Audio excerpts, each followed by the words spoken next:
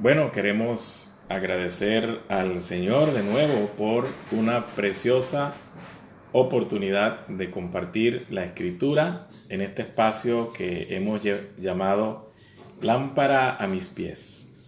Es un espacio destinado al estudio de la Escritura, especialmente al estudio inductivo del texto bíblico. La palabra estudio inductivo la utilizamos cuando vamos a analizar un pasaje particular y queremos utilizar básicamente tres técnicas o tres tipos de acercamiento diferente a un pasaje.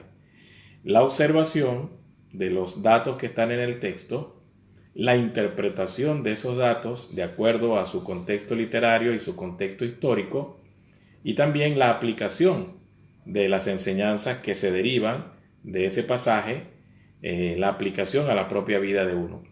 Entonces son tres básicamente los pasos o las técnicas que se aplican en el llamado estudio bíblico inductivo. La observación, la interpretación y la aplicación. Es decir, la forma como nosotros nos acercamos a un texto de la Biblia. Hay varias formas o métodos o estrategias para el estudio de la Escritura.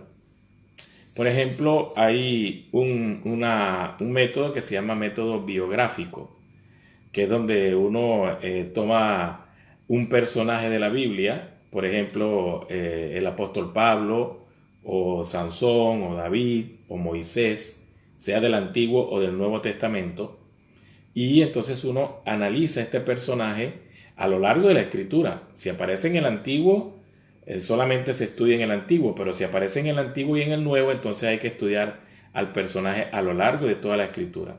Ese método se conoce como método biográfico.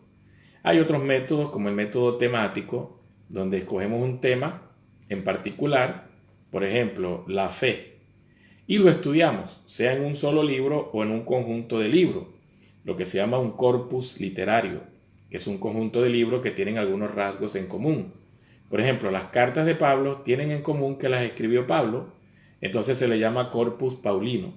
Entonces uno puede hacer, por ejemplo, un estudio temático en el corpus paulino sobre la palabra gracia, o sobre el tema de la gracia, no tanto la palabra, porque hay otras palabras sinónimas de gracia que Pablo utiliza. Entonces hay que estudiar cada ocurrencia o cada texto donde ocurre la palabra, y así se hace un estudio temático del concepto de gracia en el corpus paulino o en las cartas de Pablo.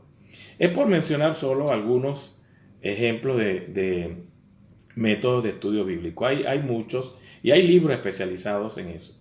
El que nosotros estamos utilizando en estas sesiones se llama estudio bíblico inductivo, porque básicamente estamos acercándonos a un pasaje particular para extraer el máximo de información, respetando su contexto literario, o sea, la secuencia de temas que el autor desarrolla, respetando su contexto histórico, porque es importante saber en qué situación fue escrita, en este caso, esta carta, a quién, qué estaba pasando, todos esos elementos que no tienen que ver con el texto en sí, sino con lo que rodea el texto.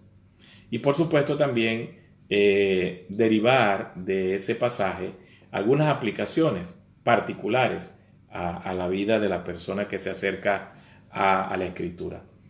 Todos esos elementos, todas esas herramientas son importantes que usted, como lector de la Biblia, usted como alguien que ama la Biblia, que la valora y que la respeta, por supuesto, usted pueda desarrollar esos métodos, o tenga por lo menos uno o dos métodos que usted maneje, que maneje bien. Por eso siempre en nuestros programas o en nuestras exposiciones recomendamos el uso de herramientas y la preparación continua que como estudiantes de la Biblia debemos tener. El estudiante de la Biblia siempre va a ser un estudiante de la Biblia. Él no va a dejar de serlo nunca, porque la Biblia es inagotable. Desde el punto de vista de su contenido, de su temática, es inagotable.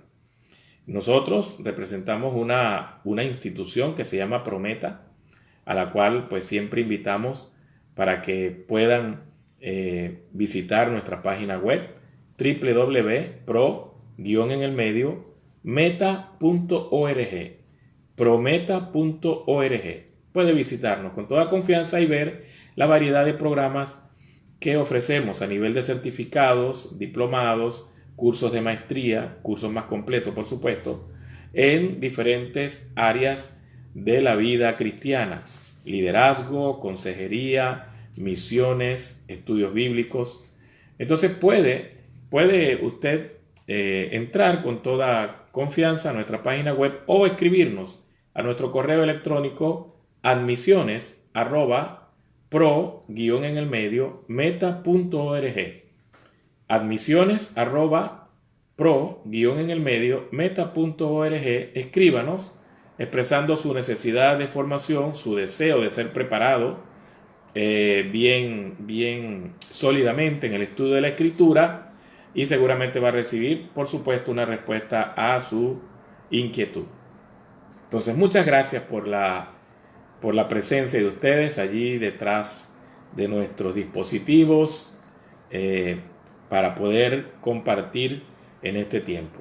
Bueno, qué gusto tenerles en esta ocasión para seguir compartiendo la carta del apóstol Pablo a los Gálatas. Ya hemos iniciado, ya tenemos varias sesiones conversando de la carta, y hoy vamos a avanzar al capítulo 2. En el primer capítulo, Pablo básicamente, después de saludar, esto es para poner un poco en contexto, después de saludar a las iglesias de Galacia, entonces expresa su sorpresa, y más que sorpresa, quizás su dolor, porque ellos estaban prestando atención a una forma distorsionada del Evangelio. Allí mismo podemos leer en el capítulo 1, versículo 6, esa declaración que es una mezcla de tristeza, de sorpresa y casi que de angustia también por lo que estaba pasando. Dice versículo 6: estoy maravillado de que tan pronto os hayáis alejado del que os llamó por la gracia de Cristo para seguir un evangelio diferente. Entonces aquí ya el apóstol está señalando el motivo de la carta. Estaba preocupado de que esas iglesias de la región de Galacia estaban desviándose hacia un evangelio que él dice que es diferente al que él les predicó. Hay que recordar que estas iglesias de Galacia fueron las primeras que el apóstol Pablo fundó en su primer viaje misionero, que está descrito en el capítulo 13 del libro de Hechos, cuando el Espíritu Santo dijo: bueno, apártenme a Saulo y a Bernabé para la obra que los he enviado. Y ellos salen de Antioquía, la iglesia que ellos fundaron allí. Salen los dos como equipo misionero junto con un joven llamado Juan Marcos, y empiezan entonces, van a Chipre primero y luego entran a esa región de Galacia del Sur, que Pablo llama aquí Gálatas. Y ahí empiezan a visitar algunas ciudades: Listra, la ciudad de Iconio, la ciudad de Derbe, otra ciudad de Antioquía. Hay dos Antioquías en el Nuevo Testamento: Antioquía de Siria, que fue de donde ellos salieron, y Antioquía de Pisidia, que es la que queda allí en la parte sur de Galacia. Entonces ellos viajaron por estas ciudades, hablaron del evangelio, fundaron iglesias, incluso establecieron ancianos, según el capítulo 14 de Hechos, versículo 23, hasta pudieron establecer ancianos, o sea, pastores, líderes, allí al frente de las iglesias.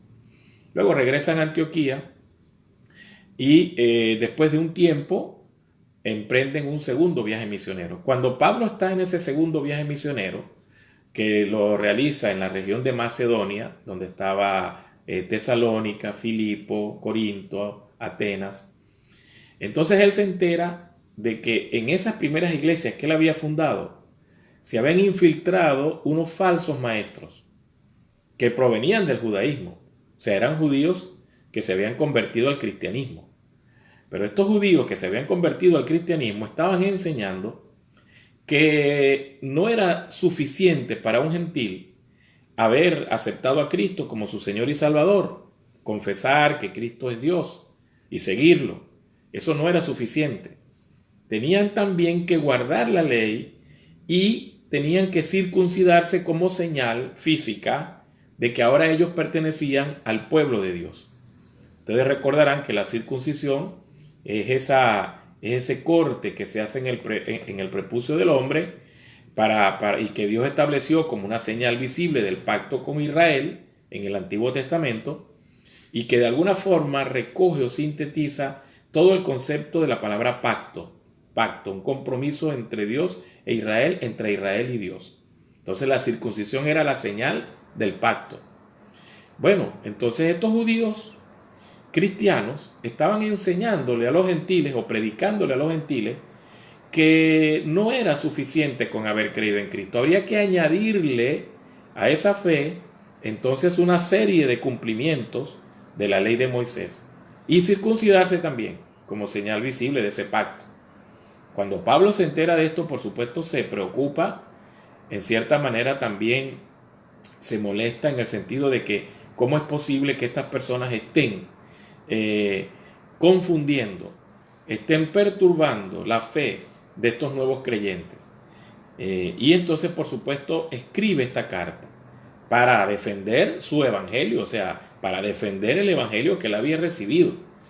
En la carta, entonces, además de expresar su sorpresa, a partir del versículo 11 empieza una sección que hemos llamado autobiográfica, porque Pablo está describiendo una experiencia que él tuvo justamente cuando recibe ese evangelio, habiendo sido él un perseguidor de la iglesia y un celoso guardián de los preceptos de Moisés. Entonces él es tocado por el Señor, por el mismo Cristo resucitado, se convierte al Señor y entonces llega a ser un mensajero de aquel evangelio que él había perseguido antes. Y cuenta lo que le había pasado justamente para que las iglesias de Galacia, esas primeras iglesias que él fundó, recordaran cuál fue la experiencia de él. Y dice que, bueno, todo esto él lo vivió aparte de lo que los apóstoles habían vivido con el mismo Cristo. O sea, que era una revelación que a él le fue dada de alguna manera paralela con la que los apóstoles recibieron. Porque estos falsos maestros apelaban mucho a los apóstoles como las autoridades superiores, como aquellos líderes, digamos, de alguna manera principales de la iglesia. Y como estos apóstoles, Pedro, Juan, Andrés, eran judíos, entonces ellos querían sacar ventaja de allí. Fíjense, los primeros apóstoles son judíos, ellos nos respaldan a nosotros, ellos también cumplen con el judaísmo. O sea, pretendían ellos utilizar a los apóstoles como respaldo a esa falsa enseñanza. Y Pablo dijo, bueno, yo estuve allá. Pues en el versículo 18 del capítulo 1 dice, después de pasado 3 años, yo subí a Jerusalén para ver a Pedro y permanecí con él 15 días. Queriendo decir, bueno, poco tiempo, realmente, porque había pasado ya 3 años antes de ir a Jerusalén predicando el evangelio. Entonces, cuando fue a Jerusalén por primera vez, lo que estuvo con Pedro fueron escasos 15 días. Pero ya él venía de una experiencia de 3 años continuos predicando el evangelio. Queriendo decir que realmente no hubo un cambio muy notable entre el evangelio que él predicaba y lo que él recibió del apóstol Pedro.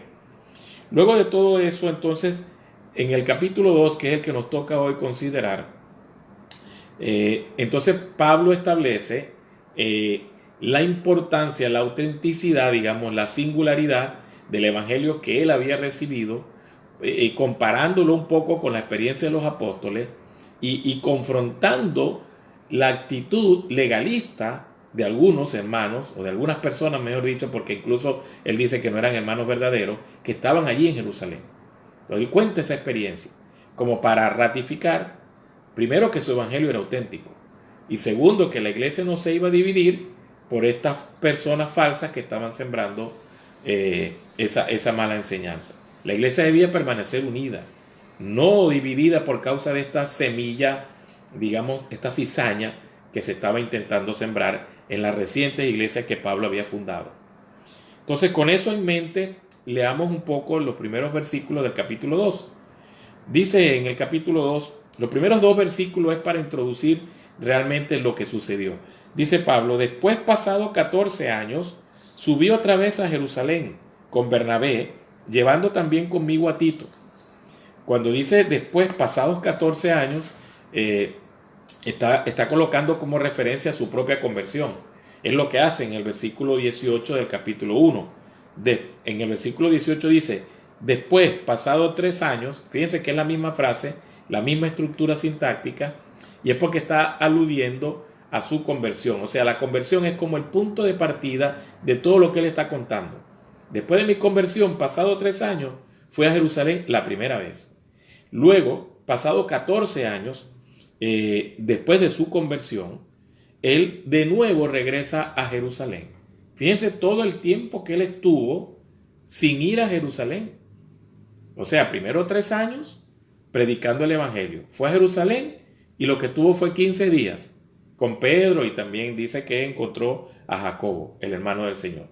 Después de eso se fue de Jerusalén y pasaron 14 años y regresa por segunda vez, dice, a Jerusalén, pero esta vez va con Bernabé y se llevó a Tito. Ahora, el libro de los Hechos menciona varias visitas de Pablo a Jerusalén. Entonces, la pregunta para los intérpretes, en el libro de los Hechos, ¿a cuál visita corresponde esta que Pablo está mencionando aquí?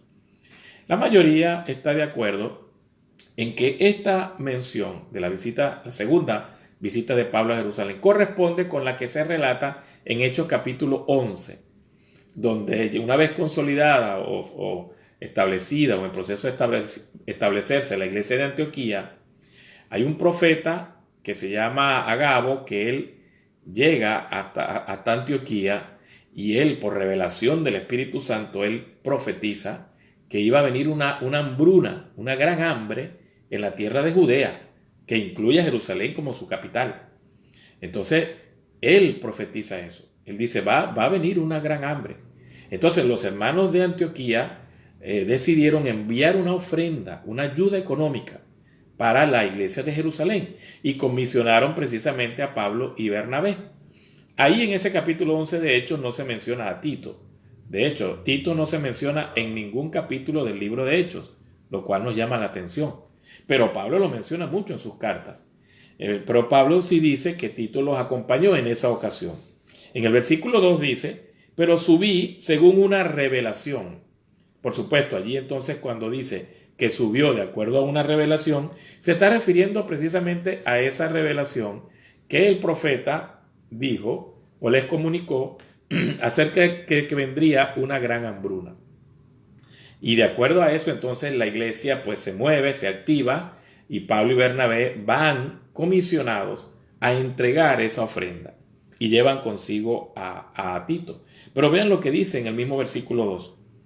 Subí según una revelación, y para no correr o haber corrido en vano, expuse en privado, vean las palabras muy bien escogidas por Pablo, expuse en privado a los que tenían cierta reputación el evangelio que predico entre los gentiles. O sea, yo fui con una misión en particular, entregar la ofrenda, pero aproveché, vamos a colocarlo en palabras nuestras, aproveché para reunirme en privado con aquellos, dice él, que tenían cierta reputación, para explicarles el evangelio que yo había recibido y que yo estaba predicando entre los gentiles. Lo que Pablo está haciendo es, de alguna manera, ratificando que ese evangelio que él estaba predicando era el auténtico evangelio que Cristo le había revelado. Y él quería hasta cierto punto comparar, explorar, ver si los apóstoles podían decirle algo diferente. Porque claro, si Pablo dice, bueno, si hay algo que yo estoy comunicando que no se parece a lo que ustedes recibieron de boca del mismo Jesús terrenal, el que estuvo aquí en la tierra y caminó con ustedes y les enseñó directamente a ustedes, bueno, ustedes me lo pueden comunicar. Si hay alguna diferencia, díganmelo. Más o menos eso es lo que Pablo está diciendo en el versículo 2. Nos llama la atención que él dice que puso en privado a los que tenían cierta reputación. Esa frasecita causa como algo de ruido en la lectura. Por cierto, Pablo se refiere a ese tipo de frase al menos 3 veces en este párrafo. La usa en el versículo 2, la vuelve a usar en el versículo 6, cuando dice, pero de los que tenían reputación de ser algo, y allí avanza con un comentario un poco más fuerte, porque dice, lo que hayan sido en otro tiempo, nada me importa. Dios no hace acepción de personas. Fíjense, allí añade un comentario como un poquito más fuerte. Y en el versículo 9 vuelve a usar una figura parecida cuando dice: y reconociendo la gracia que me había sido dada, Jacobo, Cefa y Juan, que eran considerados como columnas. Noten que en las tres ocasiones Pablo no dice que estos líderes se veían a sí mismos como de cierta reputación. Se veían a sí mismos como líderes entronizados o como columnas, no. Sino dice que las personas lo veían así. Había una percepción de ellos como que tenían reputación, prestigio, una cierta honra que le atribuían, y luego los llama, o dice que los veían como columnas. En cierta forma, Pablo está destruyendo también parte del argumento de estos falsos maestros que hasta cierto punto exaltaban desmedidamente a los apóstoles. Veían a los apóstoles como esos líderes intocables, súper sagrados, más allá del bien y del mal, que no podían cometer errores, que todo lo que decían, bueno, había que acatarlo sin discusión. Entonces estaban viendo a los líderes en una forma entronizada, o diríamos también por allí endiosada. Y Pablo dice, por eso usa cuidadosamente la frase, eran considerados, eran vistos como con cierta reputación. Y luego en el versículo 6, pues lanza una afirmación bastante interesante. Lo que ellos hayan sido, realmente a mí no me preocupa, no me importa, porque Dios no hace acepción de personas. ¿Qué está planteando Pablo con esta frase o con este argumento? Que en el Señor no hay jerarquías, no hay un podium donde estás parado, un líder que tiene una jerarquía, un grado de honra, de honor, de espiritualidad mayor que otros. No, en Cristo los que servimos al Señor somos iguales. Por eso dice él más adelante que Dios no hace acepción de personas. Entonces, Pablo está combatiendo de una vez esa percepción equivocada que los falsos maestros habían dicho de que los pilares, los más importantes, la opinión que valía más que cualquier otra, eran la de los apóstoles. Que si lo decía Pablo, bueno, no tenía mucho valor. Pero si lo decía Pedro, si lo decía Juan, si lo decía Andrés, si lo decía Jacobo, bueno, eso sí tiene valor. Entonces Pablo por eso usa esta frase. Eran considerados, eran vistos así. Y esto llama mucho la atención porque a veces se puede generar este tipo de distinción o jerarquías ministeriales o espirituales dentro de la iglesia.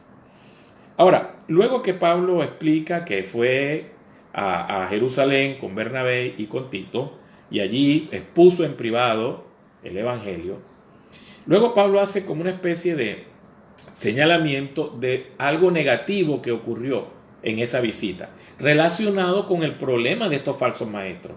Y quizás allí se empezó a notar esta instigación, esta actitud un poco malévola de querer obligar a los gentiles a pasar por todos esos filtros de la ley de Moisés. Porque vean lo que dice en el 3.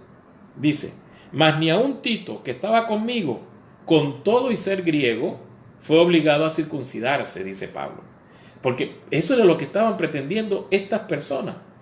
Que Tito se circuncidara, porque era griego, para someterlo a la ley de Moisés. Entonces ellos intentaron eso, pero Pablo dice que no tuvieron éxito. Y luego en el 4 dice, y esto a pesar de los falsos hermanos. Noten la forma descriptiva como Pablo se dirige a ellos. Y esto a pesar de los falsos hermanos introducidos a escondidas que para espiar nuestra libertad que tenemos en Cristo para reducirnos a esclavitud. Así lo describe el apóstol. Dice primero que eran falsos hermanos, lo cual ya despeja todo el escenario, porque dentro de la comunidad cristiana hay personas que auténticamente siguen a Jesús de cerca, de corazón, con honestidad y sinceridad y un gran compromiso. Pero también hay personas que se hacen pasar por cristianos. A eso es a lo que se refiere Pablo con la frase falsos hermanos. Y dice que están o que se introducen a escondidas, lo cual significa de una manera solapada, no llamando la atención, se introducen en la iglesia sin que se hagan notar, sí, como cualquier otro hermano, y parecen de verdad un hermano cualquiera de la iglesia. Pero luego dice que la intención de ellos es espiar, o sea, indagar, estar pendiente de lo que hace, de lo que no hace, de lo que dice, de lo que no dice. ¿Para qué? Para armar un expediente. Y eso fue lo que hicieron con Tito. Estaban pendientes de Tito. ¿Quién es ese Tito? ¿De dónde es? ¿Dónde nació? ¿Quiénes eran sus padres? ¿Se convirtió al Señor? ¿Dónde se convirtió? ¿Fue bautizado? Ah, es griego. Ah, no está circuncidado. Todos esos datos los recogieron y entonces llevaron el caso a la iglesia y dijeron, este Tito no es judío, es griego, no es circuncidado, ya lo averiguamos, por eso eran espías, ya lo averiguamos y traemos este caso aquí para que él se circuncide, porque no puede ser que una persona que dice que ama a Dios, que sigue a Dios, que cree en Cristo, no vaya a ser circuncidado. Trajeron el tema. Pero entonces, en el 5, Pablo plantea la postura que él tuvo en ese momento. Eso nos llama la atención y también nos llena de gozo, porque la postura de Pablo fue firme. Dice él en el 5, a los cuales ni por un momento, y esa expresión me gusta mucho, ni por un momento accedimos a someternos, ni por un momento, o sea, no dimos tregua, no cedimos pero ni un milímetro de terreno en cuanto a la fe y en cuanto al evangelio. Dice, ni por un momento cedimos a someternos para que la verdad del evangelio permaneciese con vosotros. Los Gálatas, las iglesias recién fundadas por él. ¿Qué está diciendo allí Pablo? Estas personas vinieron con esta propuesta. Estos falsos hermanos, espías dentro de la iglesia, vinieron con una propuesta. La propuesta era que Tito se circuncidara para que pudiera ser reconocido como hermano. Nosotros no accedimos, le hicimos cara. Y luego entonces, ¿por qué queríamos hacerle cara y enfrentarlo y ser digamos, verticales y sólidos en esto? Porque queríamos que la verdad del evangelio fuese preservada. La verdad que ustedes han escuchado. El evangelio que nosotros les predicamos a ustedes fuese preservado. Porque si nosotros accedíamos a circuncidar a Tito, entonces el trabajo que habíamos hecho allí en Galacia, en esas primeras iglesias que habían fundado, ese trabajo se hubiese perdido. Porque el evangelio que predicó Pablo precisamente era un evangelio de libertad, un evangelio de que no había ya que someterse a todos los preceptos de la ley de Moisés. Dios había fundado ahora un nuevo pueblo. El pueblo de Dios en el Antiguo Testamento ciertamente era Israel, pero ahora Dios crea un nuevo pueblo a través de Cristo, donde se unen los judíos y los gentiles en ese nuevo pueblo, donde no hay que cumplir con la ley de Moisés. Los gentiles no tienen que circuncidarse. Entonces, si hubiésemos cedido a la presión de estos falsos hermanos, a lo que nos estaban exigiendo, y circuncidamos a Tito, todo lo que yo les prediqué a ustedes, entonces hubiese sido echado por la borda. Así es como Pablo se está refiriendo en el 5. Yo fui firme, me paré, me planté frente a esa demanda para que la verdad del evangelio, o el evangelio auténtico y verdadero, fuese preservado en ustedes. Y luego, por supuesto, de este incidente negativo que ocurrió en Jerusalén, donde ya se mostró la cara de los falsos maestros, donde ya se mostró la intención de ellos y que fue apropiadamente confrontado por Pablo. Luego entonces Pablo pasa a describir cómo fue la recepción que tuvieron de parte de los líderes, de los verdaderos líderes, no de los falsos maestros, sino de los propios apóstoles de Jesús, los que Jesús entrenó, a los que Jesús enseñó mientras estuvo en su ministerio terrenal, esos 3 años o 4 años según algunos en la tierra. Jesús escogió 12 hombres, a los cuales formó, preparó. Entonces Pablo está señalando, bueno, ellos reaccionaron de una manera diferente hacia nosotros. Dice en el versículo 6, porque ahora va a hablar de esa reacción, en el versículo 6, pero de los que tenían cierta reputación de ser algo, y abro un paréntesis, dice Pablo, lo que hayan sido en otro tiempo, nada me importa. Dios no hace acepción de personas. A mí, pues, los de reputación, nada nuevo me comunicaron. ¿Qué está diciendo aquí Pablo? Bueno, justamente ya hemos dicho que Pablo usa esas frases que tenían cierta reputación para decir que así los veían estos falsos maestros, así los presentaban como líderes que estaban encumbrados, que estaban más allá del bien y del mal, entronizados en una especie de poder o jerarquía. Así lo presentaban los falsos maestros, pero no era así.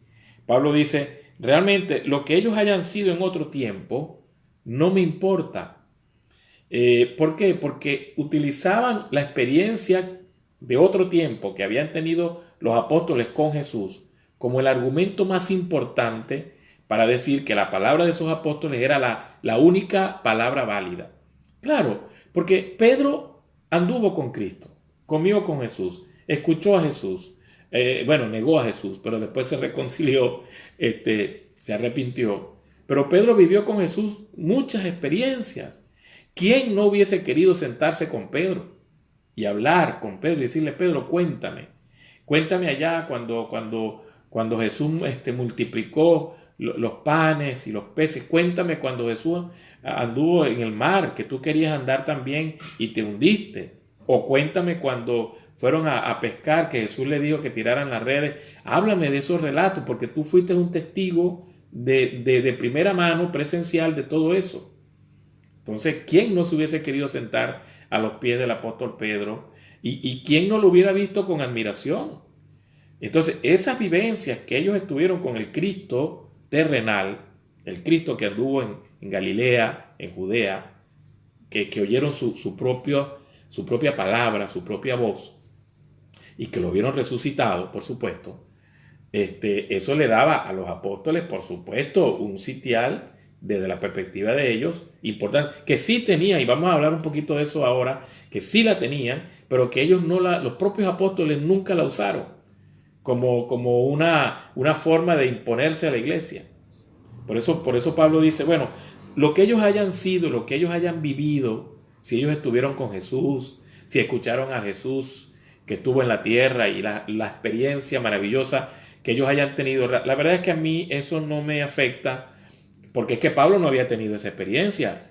Pablo no había vivido con Jesús 3 años con el Jesús terrenal, no lo conoció físicamente. La experiencia que Pablo tuvo fue con un Jesús resucitado y glorificado que le aparece en el camino a Damasco, que lo que ve es una luz que lo enceguece, pero no ve a una persona, digamos, para tratar con ella en forma directa, como sí pasó con los apóstoles. Entonces, se podía crear como una especie de comparación. Bueno, ellos vivieron ese pasado riquísimo, histórico con Jesús, yo no lo viví. Entonces pudiera Pablo sentirse, pero él dice, no, lo que ellos vivieron no me importa, como que si fuera algo de lo cual ellos pudieran sentirse como por encima de los demás. Y él aclara, porque Dios no hace acepción de personas. O sea, igual como me llamó a mí, también los llamó a ellos. Como puso en mí una carga para predicar el evangelio, también la colocó en ellos. A eso es que se refiere, porque en los versículos que vienen, eso es lo que va a decir. O sea, Dios no está diciendo que porque tú viviste esto, eres mayor o mejor que aquel que no lo vivió. Dios no hace excepción de personas. A todos nos llama, o en el caso de Pablo y de los apóstoles, los llama para sí y los comisiona con una orden de predicar el evangelio. Él dice que no le comunicaron nada nuevo. Al final del versículo 6, esos de la reputación nada nuevo me comunicaron.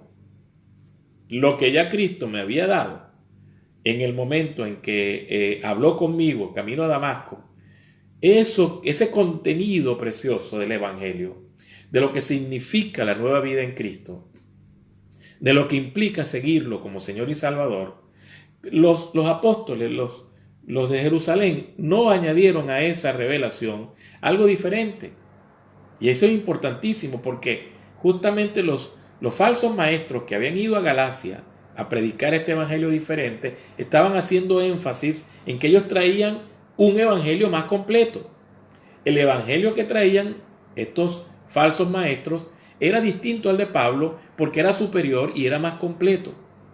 Y aquí Pablo dice, no, no es verdad. Cuando estuve en Jerusalén, que estuve con estos hermanos que eran los propios, que escucharon a Jesús y vivieron con él, ellos no añadieron nada diferente ni nada nuevo a lo que ya yo había recibido.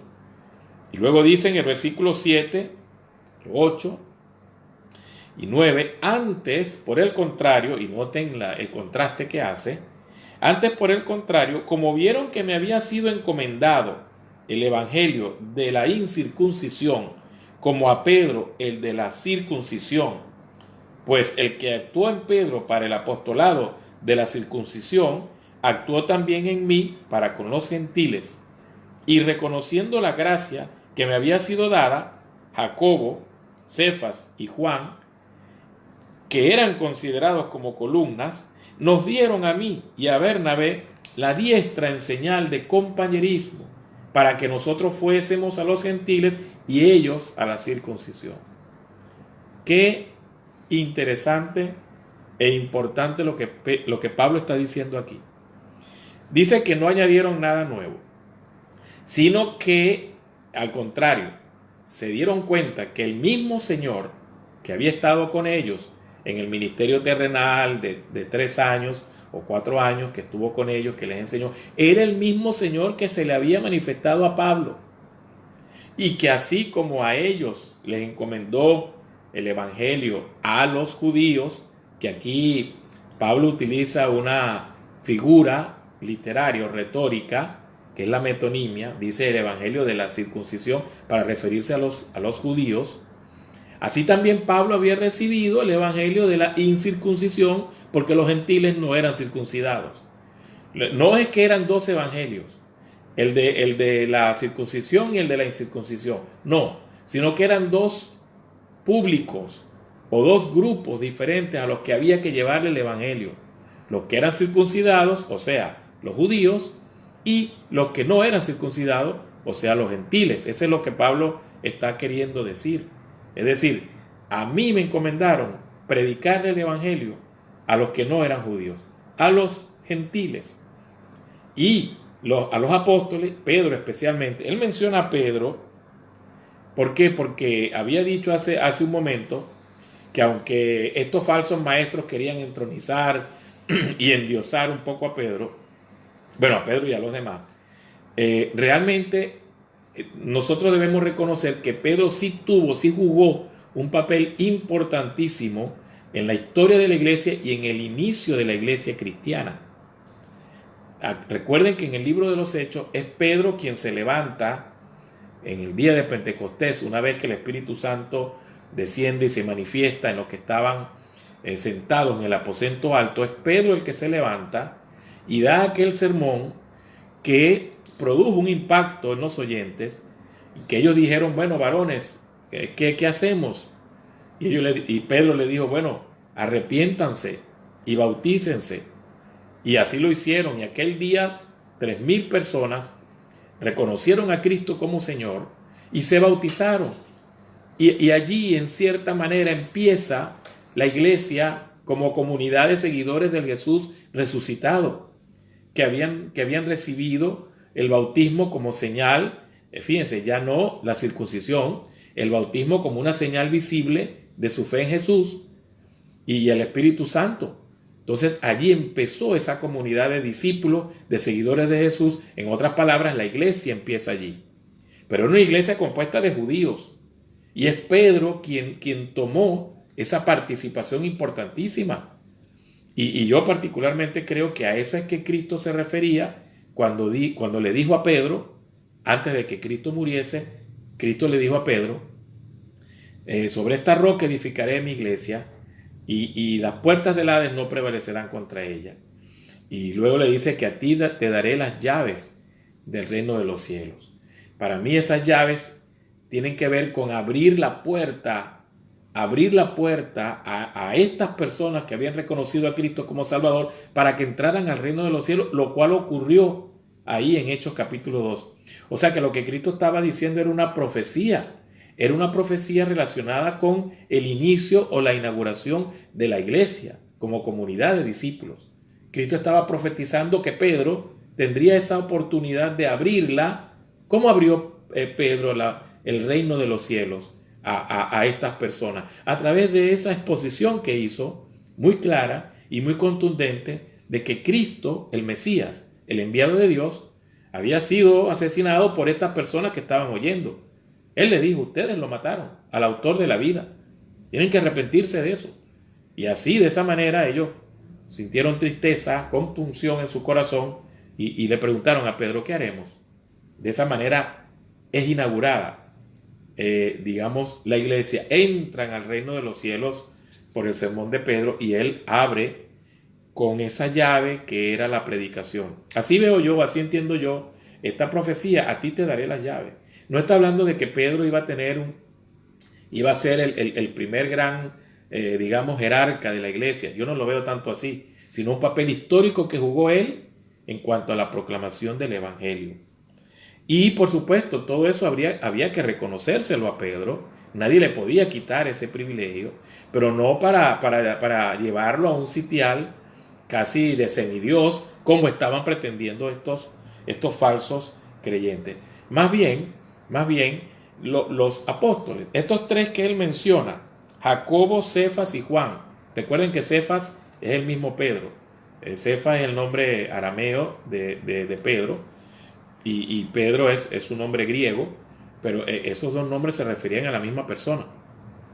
Estos tres, más bien le dieron, dice allí, la diestra en señal de bienvenida. O sea, ustedes y nosotros estamos unidos en un mismo llamado. Hemos sido llamados a predicar el mismo evangelio. Ustedes, Pablo, el equipo apostólico de Bernabé y los demás, predican el evangelio a los gentiles, y nosotros haremos lo mismo entre los judíos.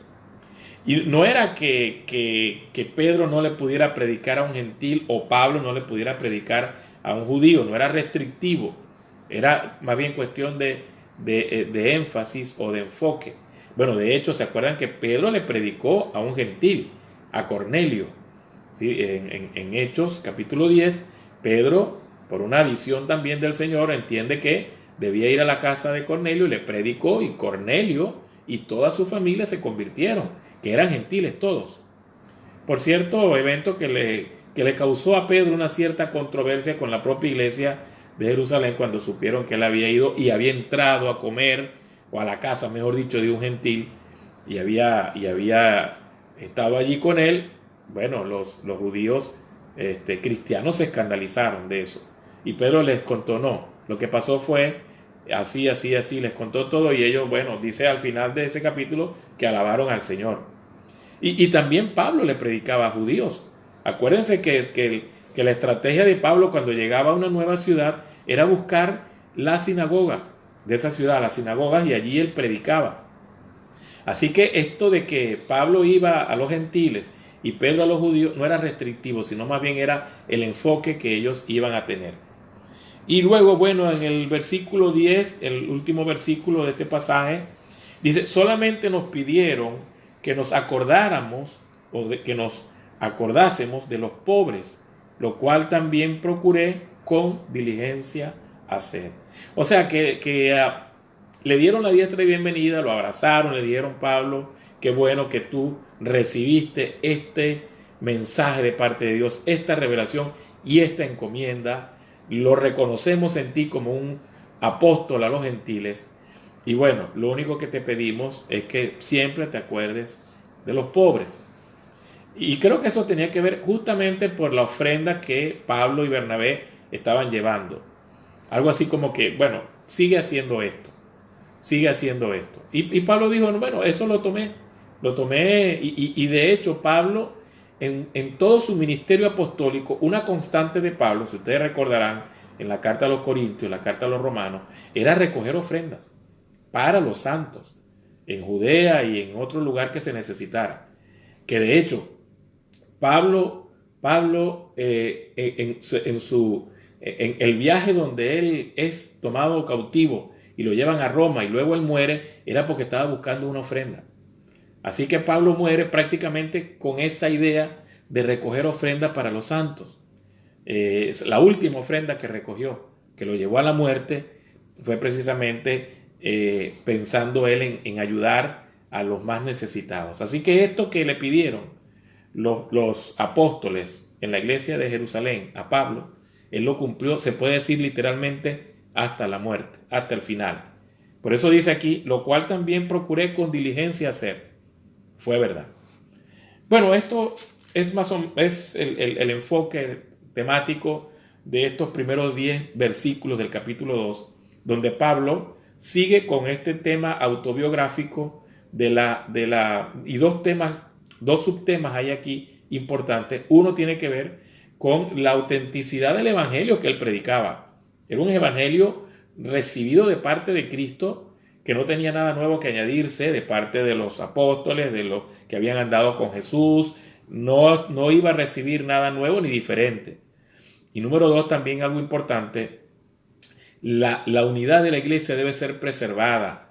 No permitir que estos falsos hermanos, que estos falsos maestros introdujeran algún tipo de enseñanza que fuese a causar una perturbación y una división en la iglesia, y entonces ya la iglesia prácticamente iba a estar dividida en dos grupos, los judíos, los gentiles. No, era el cuerpo de Cristo. Y Pablo y Pedro y el equipo de los apóstoles se pusieron de acuerdo para seguir extendiendo el evangelio con este enfoque, preservar la unidad del evangelio y preservar la unidad de la iglesia. La iglesia es una sola, el evangelio es uno solo. Podemos tener diferentes enfoques ministeriales, pero es un solo Cristo al que servimos. Y evitar siempre que la iglesia se vaya a dividir, a faccionar por estos temas del liderazgo. Bueno, hay, al menos en este pasaje, hablando de la parte aplicativa o de las aplicaciones que pudiéramos hacer, al menos 3 cosas importantes que pudiéramos recordar. La primera tiene que ver con los versículos 3 al 5. Esa frase importante que usa Pablo en el versículo 5, a los cuales ni por un momento accedimos a someternos. Pablo está diciendo que nosotros no podemos negociar la pureza del evangelio. Está diciendo que no debemos ceder nunca, ni un milímetro, cuando quiera ponerse en tela de juicio el puro y sano evangelio que predicamos. Los creyentes debemos defender la pureza del evangelio, no diluirla con ningún otro mensaje extra, sino mantenerla tal cual como la hemos recibido.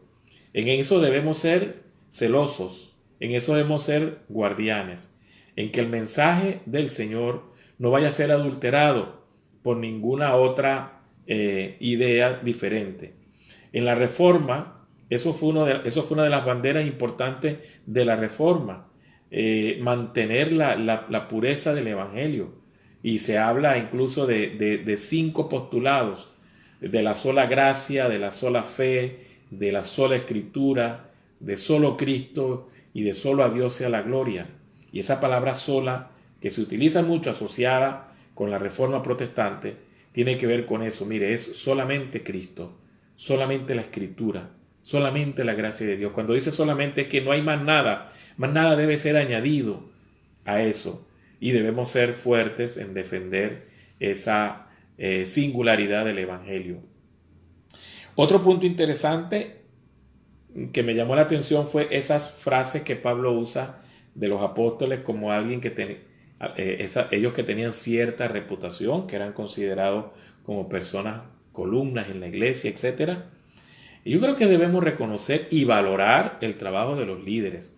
Debemos reconocer que ellos son puestos por el Señor para guiarnos, están allí con esa misión, pero nunca caer en el culto al liderazgo, nunca caer en considerarlos como personas infalibles, más allá del bien y del mal, que no se pueden equivocar, no pueden cometer errores, porque son ungidos de Jehová, y al ungido de Jehová uno no le puede decir nada, no le puede cuestionar, no le puede señalar nada, porque ellos están blindados y eso no es verdad.